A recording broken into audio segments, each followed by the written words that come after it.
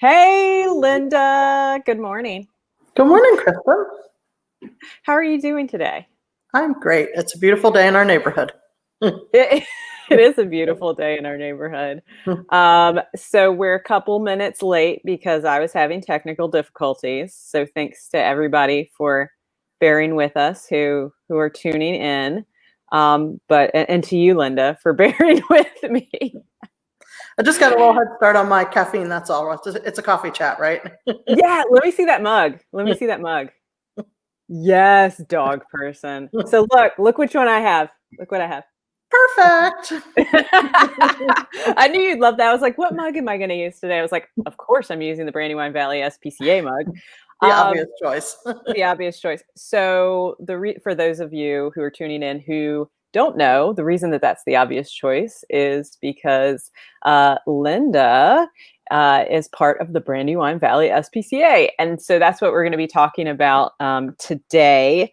I have just developed a relationship with you guys over, I don't know, the past couple years, I guess. That started with coming in and photographing the pups. Their headshots so they can get adopted, which is definitely has been a highlight of every month up until COVID struck. But I loved coming out to the Westchester campus, and then it was like a parade of puppies coming out to the playpens and photographing them.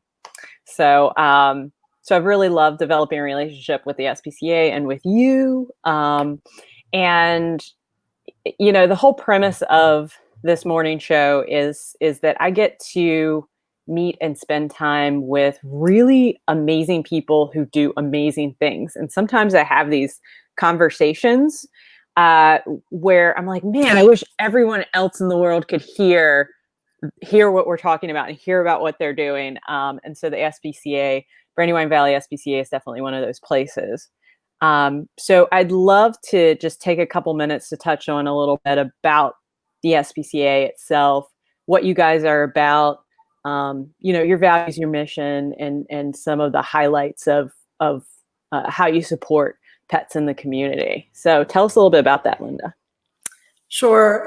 And, you know, Kristen, I think one of the things that has brought us together and made us such a good team is the animals we care so much about, but it's not just about the animals, it's the people and the animals. And that's really what your art does. It brings that connection in. Yeah. And that's really core to the work we do. You know, we really believe it's not just about helping animals. It's about helping animals change people's lives. It's about helping the people who care for the animals. So that, I think that's a really big common thread for the two of us. And I think that's one of the reasons why we hit it off, is we have that together. Yeah, you're right. Yeah, you're absolutely right. I mean, the SPCA has just does an amazing job at focusing on that relationship and that you know, that bond, and helping everyone be successful in their adoptions as well. And I know education is a huge part of what you do, which is I think probably one of the things I love most. And it comes out in so many conversations that you and I have had, where, you know, I've even confided in you challenging experiences I've encountered with different pet owners and things like that. And you always come from a place of education over judgment, which I really, really value.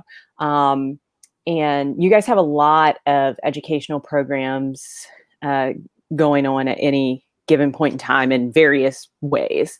But I know that the program that you just recently launched in Louisiana revolves around a lot around education as well. So what's going on in Louisiana? What are you guys up to? Yeah, this is a really unique and amazing project. Most people, I think, when they hear about Southern shelters, they think about the high kill shelters. Mm-hmm, yeah. That term just really upsets me, honestly. Southern shelters have workers that are just as compassionate, just as hardworking, and honestly, in a lot of cases, even harder working. The challenges they face are incredible. And it has a lot to do with the community that they're in. And so we're working with a particular shelter in Louisiana. Like a lot of shelters, we move highly adoptable animals from the South up here so they can be saved. These rural shelters are facing overcrowding because there's not education on spay neuter. There's not widespread use of preventive veterinary practices for disease. Animals are out at large and not contained. The list goes on for the need for education, and it puts a lot of pressure on the shelters. So you can move animals from A to B and save as many as you can and do that work, but that cycle just continues on. Right. And so the unique project that we have is a mentoring project. So there's a shelter called Tangipahoa Animal Services. It's just north of New Orleans, about an hour outside of the city. Very rural area. About 5,000 animals come in every year. On any given day, in some of their high seasons, they can take in up to as many as 100 animals in a day. Wow. Yeah, it's really unpredictable, has a little, some seasonal for the weather and that sort of thing. But it's a challenging shelter for them, and they've really wanted to make some change. And they've been working on the relocation aspect. But what's opened up to us, we've gotten a grant from Best Friends, and then we have some funding coming in from the community to actually mentor and help them make long-term change, help them become a no-kill shelter, become a model for other rural shelters, and actually change the community. So we're sending staff down. We have 3 staff members who are going to go and live in the Tangipahoa Parish community. What an amazing experience. Yeah, it's really exciting. So we're sending the 3 staff members down. We're going to help them finish a kennel building they've got. We're going to build a spay neuter clinic. And we're going to put programs in place. We're going to help them work on things like intake intervention. Just like here, down there are people that if they hit hard times, they're bringing their animal to the shelter. Right. Yeah. Our job as a shelter is not just sheltering animals. It's making sure those animals don't come into the shelter if they don't have to. Yeah. So food pantries, it's a simple thing for us here. We've been doing it for a long time. It's not something that's done down there. They don't have those kind of resources. Right. And I think resources is a key component to what you're saying, and resources is the exact word that popped into my head as you were talking. Manna on Main is our local food pantry, soup kitchen, and like social services entity to our community in Lansdale. They do amazing work. And one of the programs that they had was an educational program about poverty and economic disparity.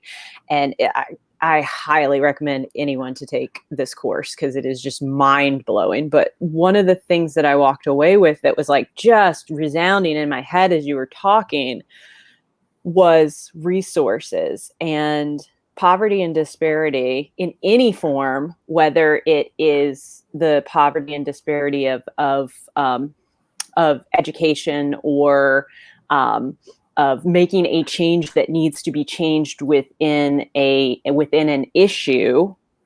It doesn't just come down to money. I mean, money is one resource of many, but education is another resource, and community, and just so there's so many other factors that tie into how to break a cycle.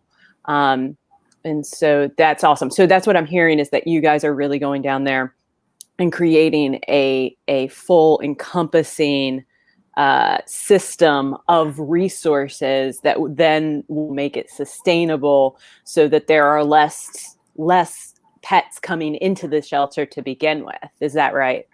Yeah, that's correct. And and when you talk about resources, simple things like access. When I'm hearing what you're describing. Yes. Yeah.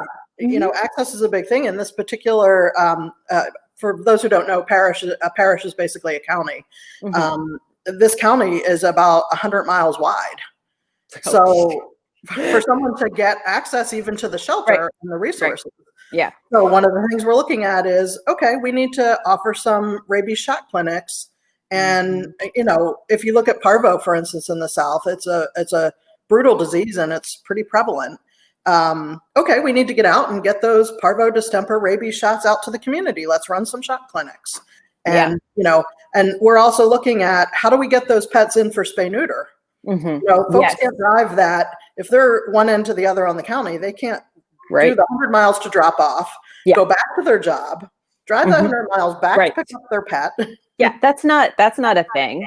Yeah. And historically, there aren't as many there aren't as many job availabilities, certainly in the rural areas, and certainly not high paying jobs. And so then there's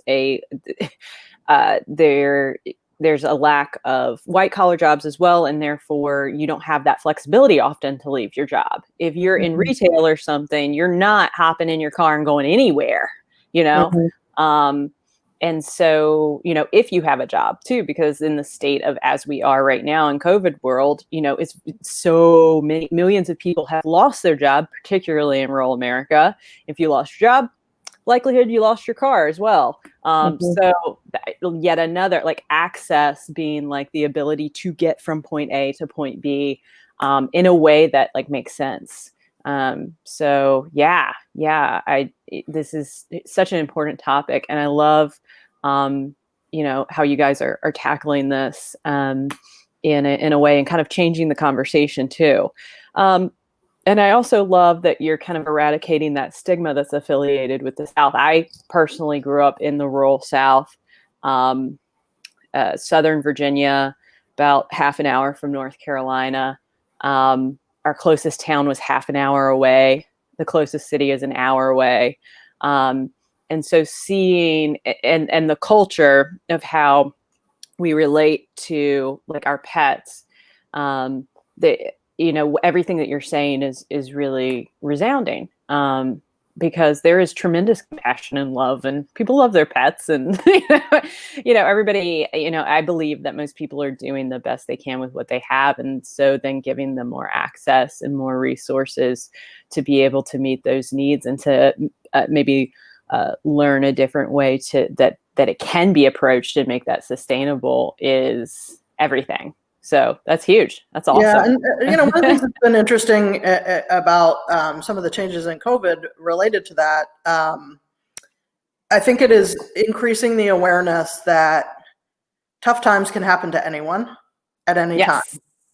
Yes. And I one of the things that I've been noticing, we've been doing these drive-through pet food pantries, and we've opened our pantries all the time at our shelters now because more people have a need. And I've really seen a change in judgment. We always say we're a judgment-free zone. And one of the things I've noticed in our community, we have a very kind and compassionate community. And I often say we're able to do this work because of our community, because they support us. Right. And so on. But there have been times that we see some of that judgment of, oh my goodness, that's an awful nice car to be coming up to a food pantry in, and those sorts of things. And I see a lot less of that now. I think it is growing. Not that there is any positive at all about the pandemic, but I think one of the things that has happened is that people are becoming more aware. And even when I hear a comment like that, how would you like to be that person who has a large house with a large mortgage and the car payment and, the kids to get through school, who just lost their job? Yeah. You don't know. You're not standing in that person's shoes. Yeah. And compassion. So we've seen a lot of folks really helping us out. We're actually doing our next drive-through pet food pantry, by the way, a little side note. On Saturday in Dover. I want you to talk about that, because that was going to be one of my questions was, for people who are struggling now, there are so many people who have pets that are struggling, and there's a stigma too, placed on, there can be a stigma placed on prioritizing your pets when you're in a time of crisis, right? I think that, people are so engaged with figuring out that, that mortgage and the kids and the job and everything, that they don't feel as at liberty to talk about how they're struggling with providing for their pets as well. And so I'd love to hear, there's a lot of people struggling out there. What are some resources that are out there for the people in our community that are that are struggling right now? I know you guys have the food pantry. I know that there are other resources. Can you fill us in on just a few of the things that are out there for maybe some of the people who are watching and struggling? Yeah, so the first thing I would say is, because I think we probably have people across a pretty wide viewing area, they may not be close to one of our shelters. Don't make any assumptions about whether you can or can't get help, but get into contact with your local shelter. Because for us, we have structured programs like the Pet Food Pantry. We have some grants that can be helping out with the medical side of things. But we're also going to have a conversation with folks. We have a phone number. It's for our Pet Resource Center, we call it. Mm-hmm. And everybody's situation is a little bit different. And Mm-hmm. our folks are trained to listen, hear the conversation, and find out what we can do to help. So if, someone's needing a crate, say their dog's crate broke and they have crate trained their animal. We have crates. We have plenty of crates. We're happy to help with that. Right. And on the medical side, there are low-cost veterinary clinics in a lot of the communities. That's one of the things that's really important for us. Every one of our locations has a low-cost clinic. Most of them do have grants. So we have grants at each of our locations. Some have different parameters. We just last weekend, for instance, and it filled up very quickly, but we had an opportunity to help 75 pets from families who have been impacted by COVID with free veterinary care. So we had a certain dollar amount we could allocate to each pet. And so those families got veterinary care for their pets with no cost whatsoever. So, or if you need a surgery, we have some grants for spay neuter. So really encourage folks, have a conversation with your shelter because most are going to want to help you in whatever is needed. Yeah, absolutely. And the big thing, that you're talking about, Kristen, about what is the role of the pets in a time of crisis? From our point of view, that's the time now more than ever. We need those pets. We need that joy in our life. Yes. And lowering the blood pressure, that's a real thing. Yes. Their studies have been done. We know that they relieve stress, like no questions asked. Yeah. And I mean, what would you say too? I found, so I used to work for Man on Main, our local food pantry as well. And I know, and I've had times in my life where I needed their services. And it's hard to acknowledge that because we have this idea about exactly how in despair and how dire our situation has to be to partake in the resources around us. And so, we have we come to this place where we're like, well, I'm not as bad off as other people. And that may be true, but it's not really a competition. Like struggle is struggle. And the struggle is real. So, I mean, I think if I would say anything too, to people out there who do find themselves struggling right now, like if some of that struggle and some of that stress could be alleviated by being able to take part in these services like the food pantry and by reaching out and seeing what's out there to take some of that burden off in this time of stress, do it. Exactly like you're saying, Linda, just reach out and ask and see what's out there because you, the viewer, the person who finds themselves struggling, are the person that these services are out there for, not some specified level of strife and struggle. It's not this, you need to meet this specific criteria of hardship in order to partake in these services. That's not a thing. And that's there. If I could just jump in there, Kristen, that I want to mention. Sometimes people are concerned they're going to have to share a lot of private information. And to us, that creates a barrier for people accessing a service. So come on in and just let us know how many pets do you have, and we'll get you set with food for a month. Exactly. Yeah, like you said, you don't have to tell us anything. Just say, hey, I need some food for my dog. I need some food for my cat. Yeah, exactly. Exactly. I love that. So Peggy Del Fabro, who was a part of Woman's Best Friend, chimed in here and said Brandywine Valley SPCA is so creative in finding solutions. I think you're right, Peggy. Thanks for chiming in. Yeah, she's a fantastic part of volume 2 of Woman's Best Friend, which we're going to get to in just a minute or two. But thanks for chiming in, Peggy. And I will take an opportunity too to say that anyone who has any questions for Linda about the SPCA or has any questions about anything that we're talking about here, this is a place and a space for that. This is a conversation, an interactive conversation. So we welcome that. So one of my final questions for you before we chat a little bit about Woman's Best Friend is, so on the flip side of that, there are lots of people who want to help and support the SPCA. And I would love to hear a little bit about some ways that people can support for, individuals who have more access to resources, and how people can support when they don't have as many access to resources and maybe they're struggling, but they still want to show up for the SPCA and they still want to show up for their community and for pets. How can people best support the SPCA? Yeah, thank you for asking that, because that's how the work gets done. Mm-hmm. And we do have a wide range of ways you can participate and support the work. Obviously, financial donations are what keep the lights on, keep the food in the bowls, keep the employees on the floor. So that's really important. One of the things we have going on right now is we have an online auction. So people can come in and bid on items that have been donated, and you might get a great deal on a holiday gift, and then it goes right to our cause, so you can do some shopping for the cause. Yeah. So we got, I think it's about 130 goodies on there. Including a Kristen Kidd photography basket too. Yes, which is a must-have.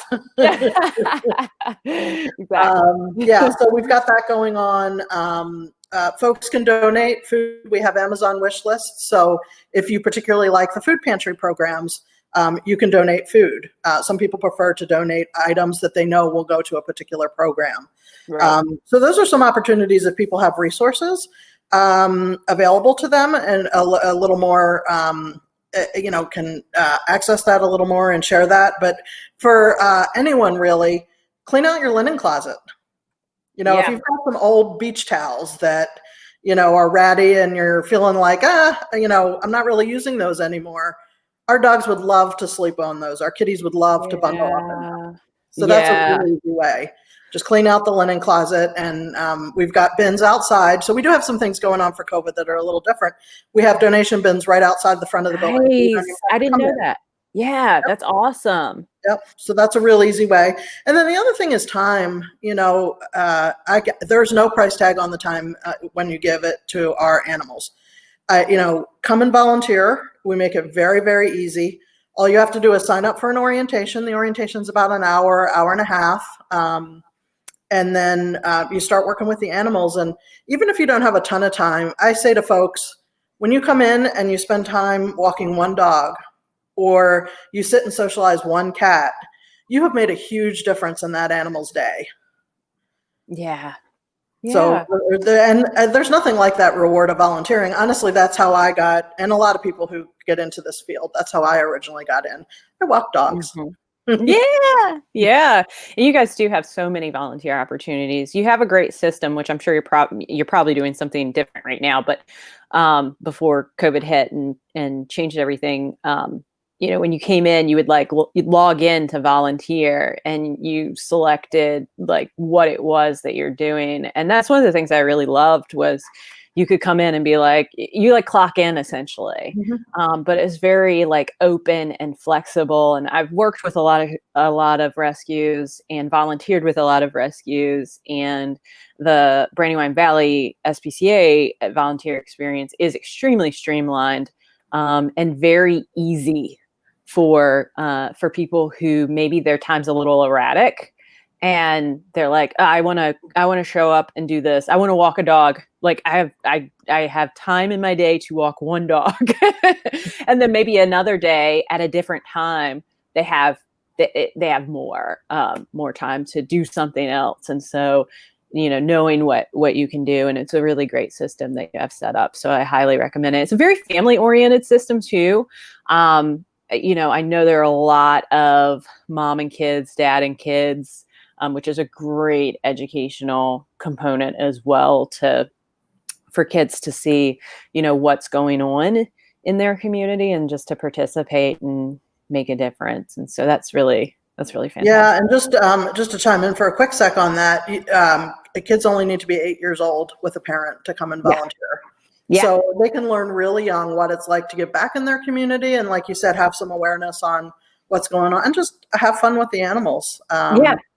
And some people do events and admin jobs, and we have all kinds of opportunities, and it is a great family opportunity. It is. Yeah. Yeah. I love it. And I've seen it, like, when I've showed up and photographed, there've been kids there with their parents, and it makes it, again, we talk about accessibility. It makes it really accessible because, sometimes you got younger kiddos, you can't just like leave them at home, but you want to give back in your community. And not only that, you want to teach them about giving back. So that is an amazing way to do that. So that's cool. Peggy chimed back in and she said that Woman's Best Friend was a fantastic experience. Thank you, Peggy. You were such a special addition to it, and we loved having you. So with that, we'll just take a couple minutes to talk about Woman's Best Friend. So in developing like our relationship, me coming in there and photographing like once a month, I really value all relationships that I cultivate in my personal life and in my business as well. And so when we were looking at doing volume 2 of Woman's Best Friend, which is the coffee table book about women's bonds with their dogs, we talked to a lot of different rescues, and it just made sense to pair up with the Brandywine Valley SPCA for volume 2 of the book. So that has been awesome. And just hearing some of the stories of rescue that came out from people coming to the Brandywine Valley SPCA and rescuing has been really, really amazing. And it's been awesome to be able to work together and put this project together and raise money for the SPCA. So I'm so excited to have had you guys be the beneficiaries of volume 2 profits. So it's been really exciting. Yeah, we really appreciate it. Your work is amazing. And it's not about a photograph. It's about a photograph that tells a story. And then there's the written story that goes along with it. And I think each of us know in our own lives the connection that happens with our animals, but we may not reflect as much on the life-changing impact of that. Mm-hmm. And seeing that really come out in the book and celebrating that, it's really, really quite beautiful. Yeah. And what I'm hoping with the book coming out as well is it's not only celebrating the bond and the rescue, I believe it's going to touch people who maybe didn't consider adoption before.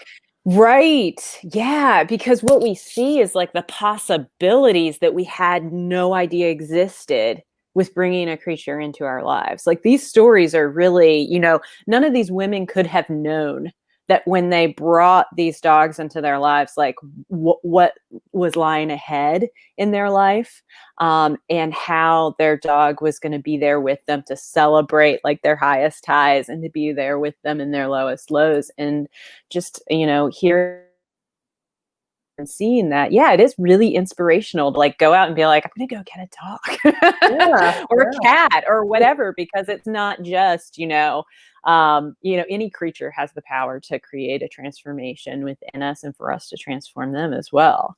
So I'm going to grab a copy of Woman's Best Friend so I can show it off real quick. I had it very conveniently next to me in my original setup, but when I had to move everything around with our technical difficulties, everything went around. So I'm going to go grab that real quick so we can show off the book. Oh, that'd be great.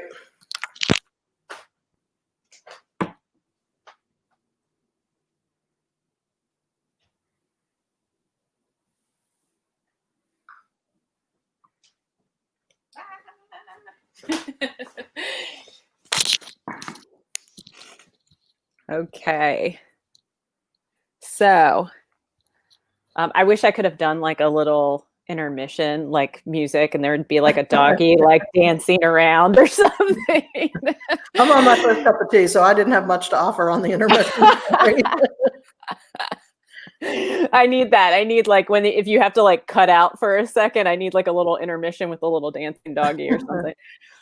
So here's Woman's Best Friend. Here's volume 2. We're very excited about it. It's really beautiful. And you're supporting Brandywine Valley SPCA when you purchase a copy of Woman's Best Friend. And just so everybody knows, they can get their copy at womansbestfriendproject.com. But just to give as a for instance of what we were talking about, I'm not going to read the story because we have a whole other event that's happening in January where some women are going to be reading excerpts of their stories. We're going to have a book reading event January 15th. But I wanted to share one of the ones I know that resounded for both of us, which was Hannah and Owen. And Owen is a Brandywine Valley SPCA rescue. Here, I'm going to take down the little comment that's here so people can see it really well. Whoop, there we go. So that there's I know he is. He's so handsome. They're really like beautiful together.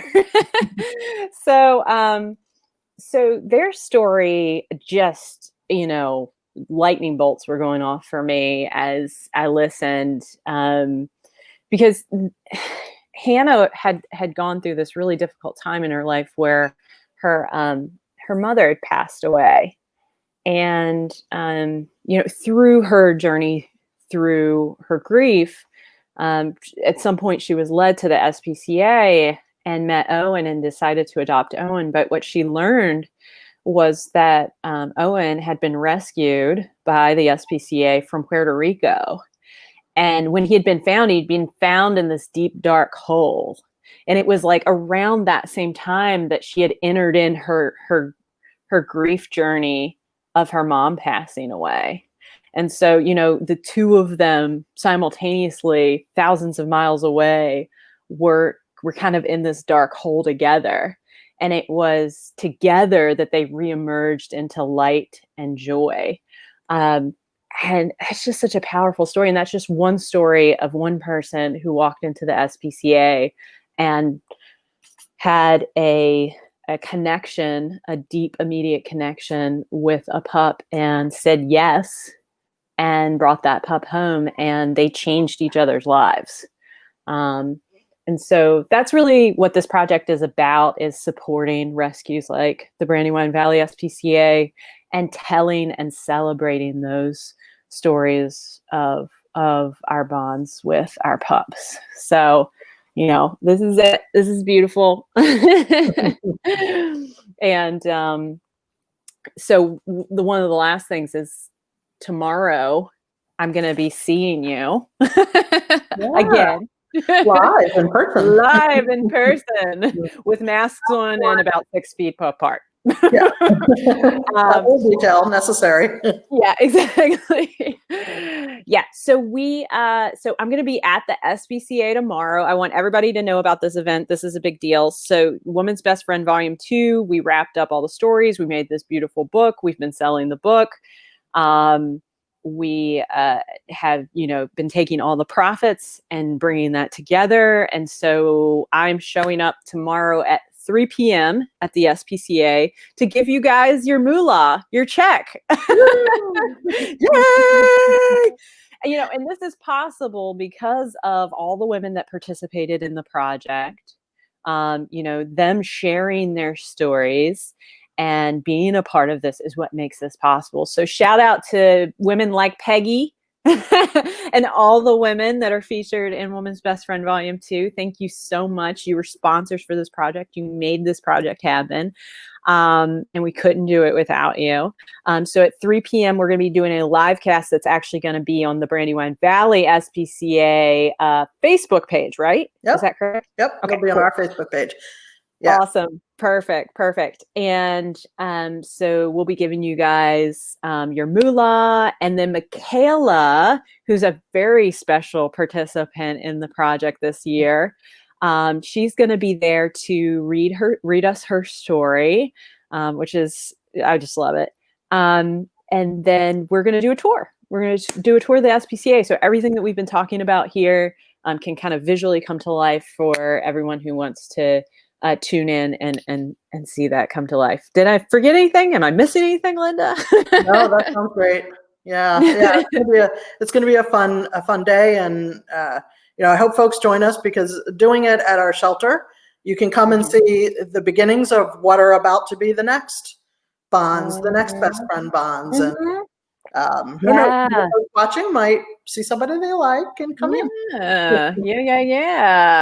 And the kitty people should tune in too, because I think we're probably going to see some kitties too. Yeah, Represent. absolutely. We're gonna visit our kitty location. Yeah. Exactly. So everyone, maybe you'll see something you like. We're just saying. No Okay. pressure. Perfect. Awesome. Well, one last time, if you'd like to get a copy of Woman's Best Friend, go to womansbestfriendproject.com, check that out. And then Linda, where can we find the SPCA if people want to click and donate or follow you guys on social media? Where do we do that? Yeah, folks can go to bvspca.org. That's our website. And we're on Facebook, Twitter, and Instagram at Brandywine SPCA. Awesome. So join in the fun of the work. Yes, absolutely. Be a part of it. Join the team. Well, Linda, thank you so much for being on Curiosity and Coffee with me this morning. Our next live cast for Curiosity and Coffee is going to be the final Thursday in December, where we'll be talking to Kathy from the Women's Animal Center. So everybody can tune in there to learn a little bit more about the Women's Animal Center and what we have going on with them. And I hope everyone has really wonderful holidays, and you too, Linda. Okay. Thanks, Kristen. Thank you so much for all you've done for our animals. This is an amazing project, and to have your creativity and inspiration driving it, it really shows in the outcome. Thank you. Thank you. Thank you. It's been a joy and a pleasure. Well, happy holidays, and you be well. Happy holidays.